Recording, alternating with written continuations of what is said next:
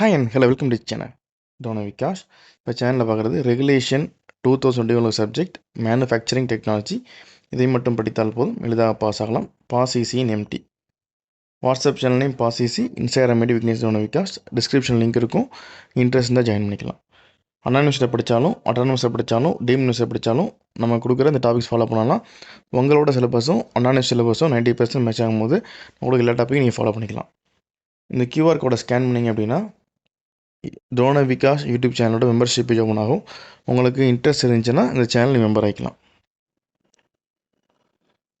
So பார்க்குறது regulation 21 இருக்க ஒரு சப்ஜெக்ட் ME 3493 மேனுஃபேக்சரிங் டெக்னாலஜி. இப்போ நம்ம யூனிட் 1லேருந்து யூனிட் 5 வரை இம்பார்ட்டன்ட் டாபிக்ஸ் பார்க்கலாம்.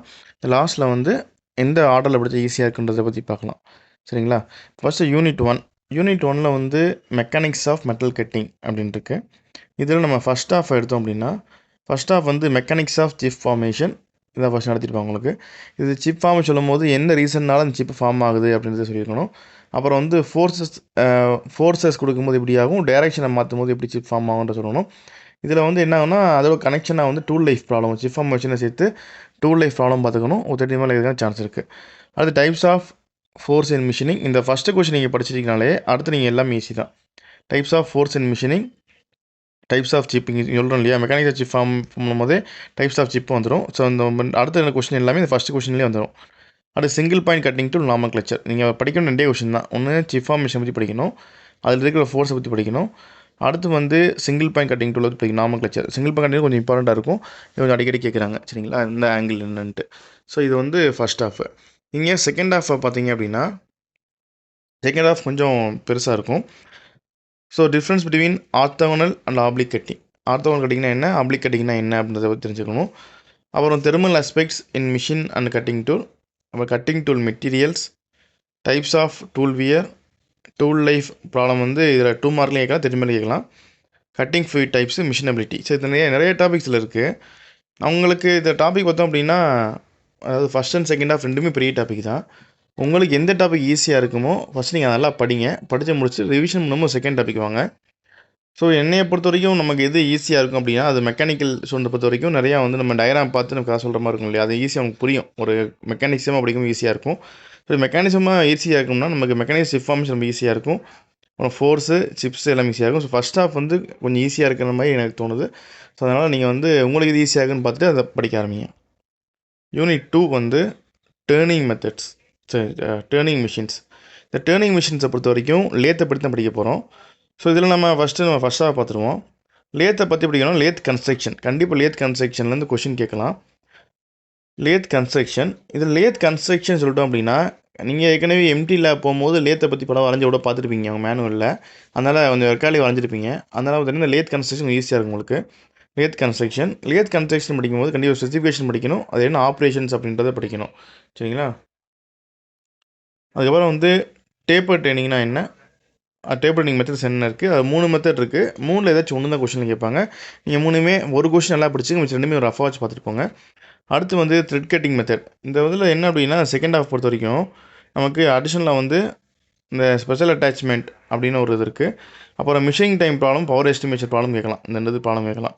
சரிங்களா? அப்போ செகண்ட் ஹாஃபில் ரொம்ப இம்பார்ட்டன்ட் கொடுத்து படிக்க வேண்டியது என்ன அப்படின்னா, நமக்கு அந்த லேத் ஆப்ரேஷன்ஸ் கேட்டால் கூட நமக்கு என்னன்னா 13 மார்க் வைக்கிற பாசிபிலிட்டி கம்மி தான். த்ரெட் கட்டிங் மெத்தட் ரொம்ப கேட்க மாட்டாங்க. ஆனால் டேப்பர் ட்ரைனிங் மெத்தட்லேருந்து கேட்கலாம்.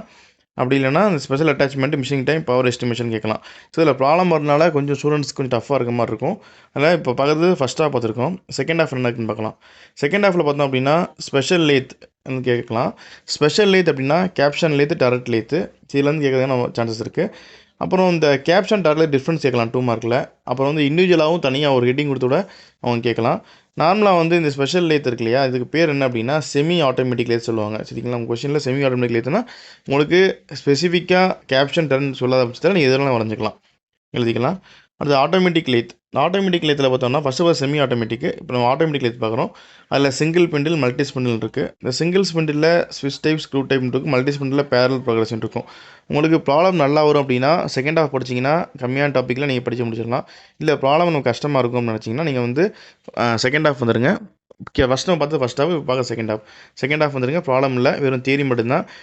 எம்டியை பொறுத்த வரைக்கும் மார்க் வந்து லேட் என்ட்ரி ஸ்டூடெண்ட்ஸ்க்கு தமிழ் மீடியம் ஸ்டூடெண்ட்ஸ்க்கு மார்க் குறையும். எது காரணம்னா இங்கிலீஷ் வந்து.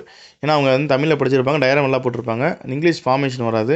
நீங்கள் மனசில் நினச்சதை இங்கிலீஷை கன்வெர்ட் பண்ண தெரிஞ்சால் தான் இந்த எம்டி சப்ஜெக்டை பொறுத்த வரைக்கும் மார்க் வரும்.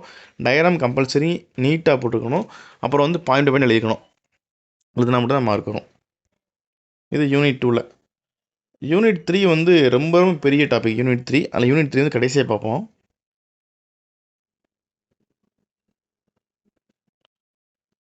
இப்போ யூனிட் 4ம் 5ம் சிஎன்சி மிஷினை பற்றி தான் இருக்கும். சரிங்களா? யூனிட் 4ம் 5ம் சிஎன்சி மிஷின் தான், பிரச்சனை இல்லை. ஸோ சிஎன்சியோட கன்ஸ்ட்ரக்ஷன் பற்றி கேட்கலாம். அப்புறம் சிஎன்சி கன்ஸ்ட்ரக்ஷனை 2 மார்க்கில் சும்மா ஜென்ரலாக கேட்பாங்க, சிஎன்சினா என்ன அப்படின்ட்டு. ஒரு சிஎன்சி மெக்கானிசமில் டிரைவ் பற்றி வரும். அது 2 டைப் இருக்குது. அப்புறம் ரீசர்க்குலேட்டிங் பால் ஸ்க்ரூ, டூல் சேஞ்சர், இது ஆட்டோமேட்டிக் இருக்குது, ஏடின்னு சொல்லுவாங்க, ஆட்டோமேட்டிக் டூல் சேஞ்சர் இருக்கும். இது சிஎன்சியில் இருக்கிற மெக்கானிசம்ஸ், இது தனித்தனியாக கேட்கலாம், ஒவ்வொன்று பற்றி கேட்கலாம். அப்புறம் சிஎன்சி கண்ட்ரோல் சிஸ்டம், இதில் பார்த்தோன்னா ஓப்பன் லூப் க்ளோஸ்ட் லூப்னு இருக்குது. இந்த ஓப்பன் லூப் க்ளோஸ்ட் லூப் எங்கே படிச்சிக்கலாம் அப்படின்னா, நீங்கள் BEEE படிச்சிருப்பீங்க, அதை பற்றி அதில் இருக்கும். இந்த செமஸ்டரில் படிக்கிற HNPயில் உங்களுக்கு இந்த ஓப்பன் லூப் க்ளோஸ்ட் லூப் பற்றி வந்துருக்கும். நீ அதை படித்தாலே போதும். அடுத்து இந்த பாயிண்ட் டு பாயிண்ட், அப்புறம் வந்து கண்ட்ரோல் கண்டினியூஸ் மூவ்மெண்ட், இது ரெண்டுமே பார்த்தீங்கன்னா சிஎன்சியில் வரும். இதெல்லாம் ஃபஸ்ட் ஹாஃப் வந்துடுது. செகண்ட் ஹாஃபில் பார்த்தோம் அப்படின்னா CNC turning centre, machining centre இருக்குது. இல்லை டேர்னிங் சென்டர் அப்படின்னா லேத்தை போய் சொல்லுவாங்க, மிஷினிங் சென்டர்னா மில்லிங் போய் சொல்லுவாங்க. ரெண்டுலேயுமே பார்த்தீங்கன்னா ஒர்க் ஹோல்டிங் மெத்தட்ஸ் எப்படி இருக்கும், அப்புறம் கூலண்ட் சிஸ்டம் எப்படி இருக்குன்னு சொல்லணும். ரெண்டுலேயுமே வந்து நீங்கள் வந்து கூலண்டை பற்றி படிக்கணும், ஒர்க் ஹோல்டிங் பற்றி படிக்கணும். சில சமயங்கள் டிஃப்ரென்ஸ் கேட்பாங்க. டிஃப்ரென்ஸ் பற்றி கேட்குற சான்ஸ் இருக்குது. இது யூனிட் 4ல். அப்படியே யூனிட் 5 வந்தோம் அப்படின்னா அதுவும் சிஎன்சி தான். ஃபஸ்ட் நீங்கள் பார்த்தது சிஎன்சி மெக்கானிசம் படிக்கிறீங்க யூனிட் 4ல். யூனிட் 5ல் வரும்போது ப்ரோக்ராமிங் இன் சிஎன்சி மிஷின் டூல் பற்றி படிக்கிறீங்க. இதில் வந்து பார்த்தோன்னா கோஆர்டினேட்ஸ் பற்றி பார்க்குறோம். அதில் வந்து ஆக்சிஸ் அண்ட் மோஷன் பற்றி இருக்கும். அப்புறம் அப்சல்யூட் இன்க்ரிமெண்டல் ப்ரோக்ராமிங் தெரியும் உங்களுக்கு, அப்சல்யூட் இன்க்ரிமெண்டல் என்னென்னு. அப்புறம் இன்டர்போலேட்டர்ஸ்னால் சர்க்கிள் வச்சு வர்றது. அப்புறம் polar coordinates, program and planning. இந்த ப்ரோக்ராம் அண்ட் பிளானிங்கில் பார்த்தோம் அப்படின்னா நமக்கு ப்ரோக்ராம் வேறு முன்னாடி பார்த்தாச்சு. பிளானிங்கை பொறுத்த வரைக்கும் ட்ராயிங் கம்பல்சரி முக்கியம். என்னென்ன ஆப்ரேஷன்ஸ் இருக்குதுன்னு தெரியணும். அந்த ஆப்ரேஷன் வந்துச்சு அப்படின்னா சீக்வன்ஸ் ஆப்ரேஷன், ஃபஸ்ட்டு என்ன பண்ணணும், லாஸ்ட் என்ன பண்ணணும்னு தெரிஞ்சுக்கணும். அப்புறம் M code and G code, இது கம்பல்சரி தெரிஞ்சுக்கணும். இது எல்லாமே வந்து ஃபஸ்ட் ஹாஃபில் வருது. M code and G code வெறும் கோடிங்கை மட்டும் வச்சும் கேட்பாங்க சில இதில்.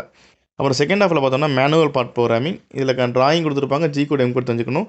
உங்களுக்கு கொஸ்டினில் ட்ராயிங் கொடுத்து கேட்கலாம். இல்லை உங்களும் என்ன செய்யலாம் சொல்லலாம் அப்படின்னா, லேத்தில் ஒரு ஸ்பெசிமென்ஸ் எடுத்து லேத்தில் மட்டுமே பண்ணுற மாதிரி கொஸ்டின் கேட்கலாம். எல்லா ஆப்ரேஷன் இன்க்ளூடாமல் கேட்கலாம். ட்ரெயினிங்கு, ட்ரில்லிங்கு, சாம்ஃபரிங் எல்லாம் இருக்கிற மாதிரி ஒரு காம்பவுண்ட் நீங்களே G கோட் M கோட் எழுதுன்னு சொல்லலாம். மேக்ஸிமம் அப்படி வரதுக்கான சான்ஸ் கம்மி தான். ட்ராயிங் கொடுத்து தான் உங்களுக்கு G கோட் M கோட் எழுத சொல்லுவாங்க. ஸோ நீங்கள் வந்து என்ன செய்யணும், மிஷினிங்லேயும் ட்ரெயினிங்லேயும் ப்ரோக்ராம் என்னென்ன இருக்குது, அது என்ன கோடு இருக்குது, எப்படி வந்து ஸ்டார்ட்லேருந்து எண்டு வரைக்கும் எழுதுறாங்கன்ற கோடிங் தெரிஞ்சுக்கணும். அப்புறம் fixed cycle, loop and subroutine தெரிஞ்சுக்கணும். ஸோ யூனிட் 5 பொறுத்தவரைக்கும் கோடிங் வந்து சில பேர் ஈஸியாக இருக்கும், சில பேர் கஷ்டமாக இருக்கும். இப்போ கோடிங் கஷ்டமாக இருக்கும் அப்படின்னு நினைக்கிறவங்க வந்து யூனிட் 5 வந்து அவங்களுக்கு ஆப்டானதாக இருக்காது. இருந்தாலும் ஃபஸ்ட் ஹாஃப் வந்து கொஞ்சம் ஈஸியாக இருக்கும் உங்களுக்கு. சரிங்களா? அப்போ வந்து யூனிட் 3 பார்க்கலாம். யூனிட் 3 பார்த்தோம் அப்படின்னா ரொம்ப பெரிய டாபிக். இதில் மொத்தம் 5 டைப் இருக்குது. யூனிட் 3ல் மட்டும் 5 டாபிக் இருக்குது. அதில் ஃபஸ்ட்டு வந்து பார்த்தோம் அப்படின்னா இந்த ட்ரில்லிங், ஹோல் மேக்கிங்க்கு ஒரு டாபிக். அப்புறம் மில்லிங் பற்றி செகண்ட் டாப்பிக்கு. அப்புறம் கியர் கட்டிங் பற்றி third topic. Grinding fourth topic. Fifth வந்து பார்த்தோன்னா ஷேப்பர், பிளானர், ஸ்லாட், இந்த கட்டிங் எல்லாமே அடுத்ததில் வந்துடும். மொத்தம் 5 டாபிக் இருக்குது. நம்ம 5ல் 4 படித்தா மட்டும்தான் நமக்கு வந்து அதாவது ஆப்ஷன் தப்பிக்க முடியும். இப்போ எக்ஸாம்பிளுக்கு 3 மட்டும் இம்பார்ட்டன்ட் சொல்லணும்னு வச்சுக்கோங்க. அப்போ மிச்சம் 2ல் கேட்டாங்கன்னா ஒன்றும் செய்ய முடியாது என்னால். ஸோ வந்து அதாவது ரொம்ப நல்லா படிக்கிறவங்க 4 படிங்க, ஏதாச்சும் 4 படிச்சிருங்க. 1 ஸ்கிப் பண்ணிடுங்க, பிரச்சனை ஏதோ டாபிக் ஸ்கிப் பண்ணிடுங்க. இல்லை எனக்கு ரொம்ப கஷ்டமாக இருக்குது அப்படின்னா, இது வந்து இப்போ 3 படிக்கிறதுங்கிறது பார்த்திங்கன்னா ரொம்ப ரிஸ்க்கு தான். நீங்கள் 3 டாபிக் படிக்கிறீங்க, லாஸ்ட் 2 டாப்பிக்லேருந்து கொஸ்டின் வந்துச்சு அப்படின்னா நம்ம அட்டன் பண்ண முடியாமல் போயிடும், சான்ஸ் இருக்குது. அதனால் நம்ம சஜஷன் என்ன அப்படின்னா 3 படிக்கிறத விட 4 படிக்கிறது பெஸ்ட்டு. ஏதாச்சும் 4 டாபிக் படிங்க. கண்டிப்பாக ஒரு டாபிக் மிஸ் பண்ண பிரச்சனை இல்லை. இந்த 4 டாப்பிக்கில் ஒரு கொஸ்டின் வந்துடும். இப்போ ஃபஸ்ட் டாப்பிக்கில் எடுத்தோம் அப்படின்னா ஹோல் மேக்கிங் ப்ராசஸ், இந்த ட்ரில்லிங், ரீமிங் போய் நம்ம ஈஸியாக எழுதிடுவீங்க. சிம்பிள் டயக்ராம் எழுதிருவீங்க. ட்ரில்லிங், ரீமிங்னு தெரியும் உங்களுக்கு, ஈஸியாக எழுதிடுவீங்க. ஒரு சின்ன டயக்ராம் போட்டுடலாம். மில்லிங்கில் போடும்போது டைப்ஸ் ஆஃப் ஆப்ரேஷன், அப்புறம் மில்லிங்லேயும் அந்த அப் மில்லிங், டவுன் மில்லிங் எல்லாம் தெரியும். ஆப்ரேஷன் தெரியும் உங்களுக்கு. எண்டு மில் கட்டுறதுலாம் தெரிஞ்சிருக்கணும். அடுத்து இந்த டைப்ஸ் ஆஃப் மில்லிங் கட்டுற பற்றியும் சில கொஸ்டின் வரும். அடுத்து இந்த கியர் கட்டிங்கை பொறுத்த வரைக்கும் பார்த்தோம் அப்படின்னா கியர் ஹாபிங், கியர் ஷேப்பிங், இந்த கியர் கட்டிங்லேருந்து கொஸ்டின் கேட்கறதுக்கான சான்ஸ் இருக்குது. அப்புறம் கியர் ஃபினிஷிங் மெத்தட். ஏன்னா மற்ற எல்லா மிஷினிங்கோடையும் கியர் மட்டும் பார்த்திங்கன்னா ஒரு ஸ்பெஷல் டைப் ஆஃப் மிஷினிங்கில் இருக்கும். அதனால் கியர் கேட்கறதுக்கான ஃபஸ்ட்டு நீங்கள் ஒரு அதை ஸ்கிப் பண்ணால் படிக்கணும்னா கியர் கண்டிப்பாக படிச்சிருங்க. மற்ற டாபிக்ஸ்லாம் அப்புறம் பார்த்துக்குங்க. அடுத்து கிரைண்டிங். இந்த கிரைண்டிங் இம்பார்ட்டன்ட் டாபிக் தான். கியரும் important topic, grinding important topic. இந்த கிரைண்டிங்கை பொறுத்தவரைக்கும் நிறைய கிரைண்டிங் இருக்குது நமக்கு. Cylinder grinding, surface grinding, centreless grinding, internal grinding இருக்குது. எல்லாத்துக்கும் டயக்ராம் கம்பல்சரி, ஒர்க்கிங் பிரின்சிபல் எழுதணும், காம்பவுண்ட்ஸ் எழுதணும், காம்பவுண்ட் எக்ஸ்பிளைன் பண்ணணும். உங்களுக்கு மனசில் தோன்றதை இங்கிலீஷில் கன்வெர்ட் பண்ண கண்டிப்பாக தெரியணும். அடுத்து கிரைண்டிங்கை பொறுத்த வரைக்கும் இவ்வளோ தான். அப்புறம் ஷேப்பர் பிளானை தெரியும். ஷேப்பர்னா என்ன, ஸ்லாட்டர்னா என்ன. இதில் முக்கியமான கொஸ்டின் QRM. இது கேட்பாங்களான்னு தெரில. இது வந்து தியரி ஆஃப் மிஷின்ஸில் நீங்கள் இப்போ படிக்கிறீங்களா தியரி ஆஃப் மிஷின்ஸ், அதில் யூனிட் 1ல் வரும். நீங்கள் யூனிட் 1ல் தியரி ஆஃப் மிஷின் நல்லா படிச்சிங்க அப்படின்னா நீங்கள் QRM ஈஸி எழுதிடலாம். சரிங்களா? உங்களுக்கு ரெண்டுமே கேட்டாங்கன்னா ரொம்ப லக்கு தான் அது. அங்கே ஒரே சப்ஜெக்ட்டில் 2 கொஸ்டின் வந்துடும். அப்புறம் டிஃப்ரென்ஸ் வந்து ஷேப்பர் என்ன, பிளானர் என்ன, ஸ்லாட்டர் என்ன டிஃப்ரென்ஸு, எந்த மாதிரி டூலுக்கு இது யூஸ் ஆகும்னு கேட்கலாம். அப்போ அதில் என்ன ஆப்ரேஷன் பண்ண அப்படின்னு கேட்கலாம். ஸோ இவ்வளோ தான் வந்து நம்ம யூனிட் 1லேருந்து 5 வரைக்கும். இதில் நம்ம எது படித்தா ஈஸியாக இருக்கும் அப்படின்னு பார்த்தோம் அப்படின்னா, நம்ம கம்பல்சரி யூனிட் 1 ஃபஸ்ட்டு படித்தாகணும். ஏன்னா அதான் வந்து பேசிக்ஸு, டூல்ஸை பற்றி இருக்கும். அடுத்து நம்ம யூனிட் 2 வந்து செகண்டாக வச்சுக்கலாம். சிஎன்சி வந்து நம்ம ஈஸியாக இருக்கனால நம்ம 4 எடுத்துக்கலாம். இது 1 to 4 நம்ம இது படிச்சுக்கலாம். இப்போ அடுத்து வந்து கோடிங்கில் எனக்கு இன்ட்ரெஸ்ட், கோடிங் பற்றி தெரியும், கொஞ்சம் ப்ரோக்ராம் பற்றி கண்டிப்பாக கோடிங் படிச்சு தான் ஆகணும். கோடிங் வந்து கொஞ்சம் ஈஸியாக இருக்கிற மாதிரி இல்லை மனப்பாடம் பண்ண முடியும் அப்படின்னா யூனிட் 5 எடுக்கலாம். லாஸ்ட்டாக எடுக்கிற டாபிக் யூனிட் 3. யூனிட் 3 வந்து ரொம்ப வாஸ்ட் சிலபஸ்ஸு, டாபிக்ஸ் நிறையா இருக்கும், டைம் நிறையா போகும். அதனால் யூனிட் 1, 2, 4, 5 கடைசியாக 3 வந்தீங்கன்னா உங்களுக்கு டைம் கொஞ்சம் சேவ் ஆகும். எல்லா டாப்பிக்கும் ஈஸியாக கவர் பண்ணுற மாதிரி இருக்கும். நம்ம ஓன்லியும் ஃபஸ்ட் அண்ட் செகண்ட் ஹாஃப் கொடுத்துருக்கோம். நீங்கள் என்ன பண்ணணும், ஃபஸ்ட்டு வந்து ஒரு ஹாஃப் ஃபுல்லாக படிச்சுக்கிட்டு வந்துகிட்டே இருக்கணும். படித்து முடிச்சுட்டு ரிவிஷன் பண்ணிவிட்டு கடைசியாக டைம் இருக்கும்போது மிச்சம் இருக்கிற செகண்ட் டாபிக் கவர் பண்ணிங்கன்னா உங்களுக்கு ஸ்பிட்டப்பில் கேட்கும்போது MTயை பொறுத்த வரைக்கும் 13 மார்க் ஃபுல்லாக வரதுக்கான பாசிபிலிட்டிஸ் கம்மி தான். ஸ்பிட்டப்பில் கேட்டாங்க அப்படின்னா உங்களுக்கு 2 ஹாஃப்லும் கேட்க சான்ஸ் இருக்குது, இல்லைனா 2 மார்க்கில் விட நீங்கள் படிக்காததுலேருந்து வர சான்ஸ் இருக்குது. அதனால் கொஞ்சம் மார்க் ஸ்கோர் பண்ணுறதுக்கு எழுதுங்க. கம்பல்சரி வந்து நம்ம பாஸ் ஆகிறதுக்கு 2 மார்க் கண்டிப்பாக எழுதியிருக்கணும். 10 2 மார்க்கும் எழுதியிருக்கணும். சரிங்களா? 10 கொஸ்டினுமே 2 மார்க் அட்டன் பண்ணணும். 10 கொஸ்டின் அட்டன் பண்ணணும்னா சும்மா எழுதக்கூடாது, ரிலவெண்ட்டாக கண்டிப்பாக எழுதிருக்கணும். ஒரு கொஸ்டின் கேட்குறாங்க அப்படின்னா கட்டிங் டூல் கேட்குறாங்கன்னா கட்டிங் டூல் பற்றி தெரியலனா கட்டிங் டூலோட ரிலவெண்ட்டு என்ன இருக்கோ எழுதணும். அப்போ தான் ஒரு மார்க்காச்சும் போடுவாங்க. 2 மார்க் வந்தால் மட்டும்தான் ஈஸியாக நம்மளால் பாஸ் ஆக முடியும். ஸோ இவ்வளோ தான் யூனிட் 1லேருந்து 5 வரைக்கும் பார்த்துருக்கோம். இந்த வீடியோ பிடிச்சா லைக் பண்ணுங்கள், உங்கள் ஃப்ரெண்ட்ஸ் தேவைன்னா கண்டிப்பாக ஷேர் பண்ணுங்கள். தொடர்ந்து சேனல் சப்போர்ட் பண்ணுங்கள், சப்ஸ்கிரைப் பண்ணுங்கள். நன்றி.